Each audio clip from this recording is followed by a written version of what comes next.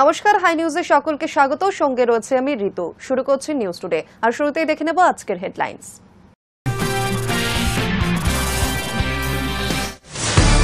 সংবিধানের ১৩০তম সংশোধনী বিল নিয়ে উত্তাল সংসদ। নতুন এই প্রস্তাবিত আইনে বলা হচ্ছে, মুখ্যমন্ত্রী, অন্য কোনো মন্ত্রী বা প্রধানমন্ত্রী যদি টানা ৩০ দিন জেল হেফাজতে থাকেন তবে তাদের পদ থেকে সরানো যাবে। ২৬ নির্বাচনে নন্দীগ্রামে হারতে নারাজ তৃণমূল, বিশেষ প্রস্তুতি বৈঠক অভিষেকের। অন্যদিকে ভবানীপুর নিয়ে সলতে পাকাচ্ছেন শুভেন্দু।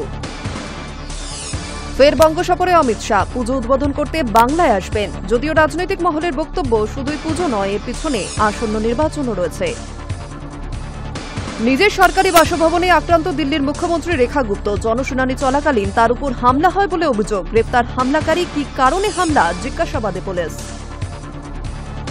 ভয়াবহ পথ দুর্ঘটনা আফগানিস্তানে, ট্রাক ও মোটরসাইকেলের সংঘর্ষে আগুন ধরল বাসে। অন্তত ৭১ জনের মৃত্যু, মৃতের তালিকায় ১৭ জন শিশু।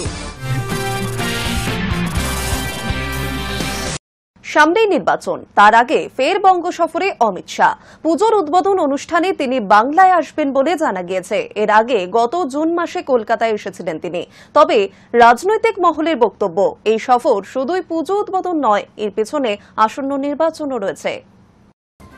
২৬ বিধানসভা ভোটের আগে ফের রাজ্যে আসছেন কেন্দ্রীয় স্বরাষ্ট্রমন্ত্রী অমিত শাহ। গত জুন মাসেই কলকাতায় এসেছিলেন তিনি। এবার শহরের কয়েকটি পুজোর উদ্বোধনে আসছেন বলেই সূত্রের খবর। জানা গিয়েছে, মহালয়ার পরদিন কলকাতা ও সল্টলেকের একাধিক পুজোয় উদ্বোধন করবেন অমিত শাহ। রাজনৈতিক মহলের মতে, শাহের এই সফর নিছকই উৎসবমুখর অনুষ্ঠান নয়, বরং আগামী নির্বাচনের প্রস্তুতির অঙ্গ। পশ্চিমবঙ্গে বিজেপি বর্তমানে নানা চ্যালেঞ্জের মুখে। ভিন রাজ্যে বাঙালিদের ওপর হামলার অভিযোগে অস্বস্তিতে পড়েছে রাজ্যের বিজেপি নেতৃত্ব। তাই বাঙালিয়ানাকে আঁকড়ে ধরতেই এবার দুর্গোৎসবকে সামনে রেখেই নতুন কৌশল নিয়েছে দল। ইতিমধ্যেই সল্টলেকের ইজেডসিসিতে বিজেপির উদ্যোগে পশ্চিমবঙ্গ সংস্কৃতি মঞ্চ এর খুঁটি পুজো হয়ে গিয়েছে। এবার সেখানে পুজোর উদ্বোধন করবেন স্বরাষ্ট্রমন্ত্রী। একই সঙ্গে উত্তর কলকাতারও কয়েকটি মণ্ডপে ফিতে কাটবেন তিনি। গত বছর বিজেপির সর্বভারতীয় সভাপতি জেপি নাড্ডা এসেছিলেন পুজো উদ্বোধনে। এবার সেই দায়িত্ব নিলেন অমিত শাহ নিজেই। প্রধানমন্ত্রী নরেন্দ্র মোদীও সম্প্রতি বঙ্গ সফরে বক্তৃতায় মা দুর্গা ও মা কালীর নাম উল্লেখ করেছিলেন। রাজনৈতিক বিশ্লেষকদের মতে তা কোনো কাকতালীয় বিষয় নয়।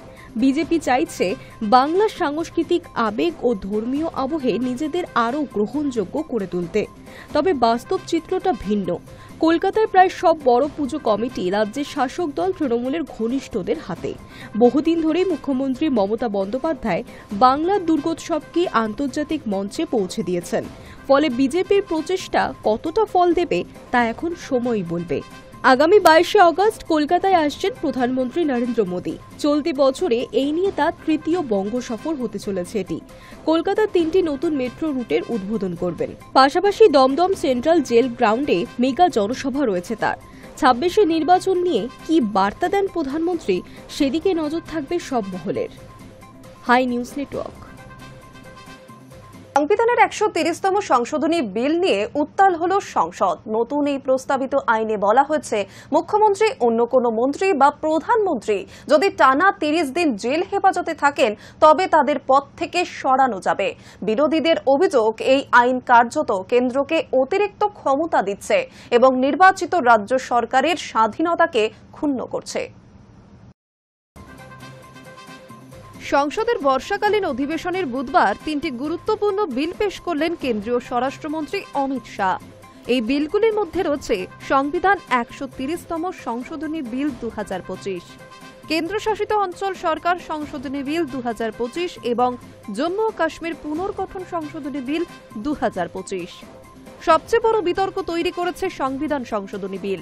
প্রস্তাবিত সংশোধনে বলা হয়েছে, কোন রাজ্যের মুখ্যমন্ত্রী বা মন্ত্রীরা যদি ৩০ দিন ধরে জেল হেফাজতে থাকেন, এমনকি দোষী সাব্যস্ত না হলেও, তবে সংশ্লিষ্ট রাজ্যের রাজ্যপাল বা কেন্দ্রশাসিত অঞ্চলের লেফটেন্যান্ট গভর্নর তাদের পদ থেকে সরিয়ে দিতে পারবেন।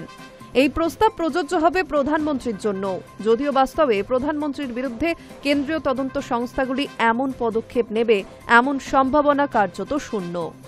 নতুন বিলে সংবিধানের ৭৫ নম্বর অনুচ্ছেদের নতুন ধারা সংযোজনের প্রস্তাব রয়েছে। সেখানে বলা হয়েছে, কোনো মন্ত্রী যদি টানা 30 দিন জেল হেফাজতে থাকেন এবং তার বিরুদ্ধে এমন অভিযোগ থাকে যার সর্বোচ্চ শাস্তি 5 বছরের কারাদণ্ড বা তার বেশি, তবে রাষ্ট্রপতি প্রধানমন্ত্রীর পরামর্শে ওই মন্ত্রীকে 31তম দিনে পদচ্যুত করবেন। এই আইনের মাধ্যমে কার্যত রাজ্য সরকারগুলির ওপর কেন্দ্রের নিয়ন্ত্রণ বাড়ানো হবে বলে রাজনৈতিক মহলের মত, বিশেষত জম্মু ও কাশ্মীরে, যেখানে কেন্দ্র আগে সুপ্রিম কোর্টে বলেছিল শিগগিরই পূর্ণ রাজত্ব ফিরিয়ে দেওয়া হবে। অথচ নতুন সংশোধনী বিল সেখানে নির্বাচিত সরকারের ক্ষমতা কমিয়ে কেন্দ্রীয় শাসন আরও শক্তিশালী করার দিকেই এগোচ্ছে। বিলটি প্রকাশ্যে আসতেই কংগ্রেস, তৃণমূল কংগ্রেস সহ সমস্ত বিরোধী দল একযোগে এর বিরুদ্ধে সরব হয়েছে। বিরোধীদের দাবি, এই বিল গণতন্ত্রকে দুর্বল করবে এবং রাজ্যের নির্বাচিত সরকারের স্বাধীনতাকে কার্যত খর্ব করবে। কংগ্রেসের বক্তব্য, এটি সংবিধানের মৌলিক কাঠামোর উপর সরাসরি আঘাত। তৃণমূল কংগ্রেসও একই সুরে বলেছে, নির্বাচিত প্রতিনিধিদের ক্ষমতা কেড়ে নিতে চায় বিজেপি সরকার। সমাজ মাধ্যমে তীব্র ক্ষোভ প্রকাশ করেছেন মমতা ব্যানার্জি এবং অভিষেক ব্যানার্জি। বিরোধীরা আরও প্রশ্ন তুলেছে, প্রধানমন্ত্রী বা মুখ্যমন্ত্রীদের বিরুদ্ধে অভিযোগ এনে তাদের 30 দিনের জন্য আটক করে রাখার মতো অপব্যবহারযোগ্য রাস্তা তৈরি করছে কেন্দ্র। এর ফলে রাজনৈতিক প্রতিহিংসা চরিতার্থ করার রাস্তা আরও সহজ হবে বলে অভিযোগ তাদের। বিরোধীরা ইতিমধ্যে একত্রে এর বিরুদ্ধে লড়াই করার প্রস্তুতি নিচ্ছে।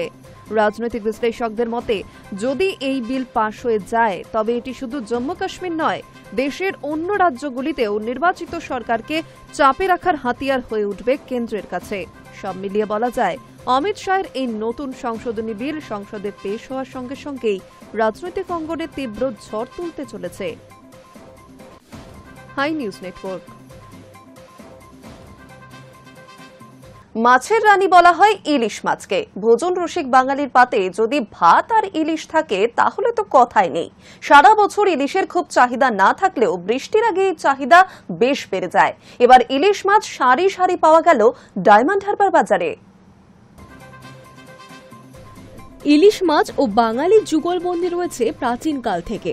পাশাপাশি বর্ষাকাল আসতে না আসতেই ইলিশ মাছের চাহিদা আরও বেড়ে যায়। তবে এবছর প্রথম থেকে ইলিশ মাছ কম আমদানি হওয়ায় মুখ ভার হয়েছিল বাঙালির।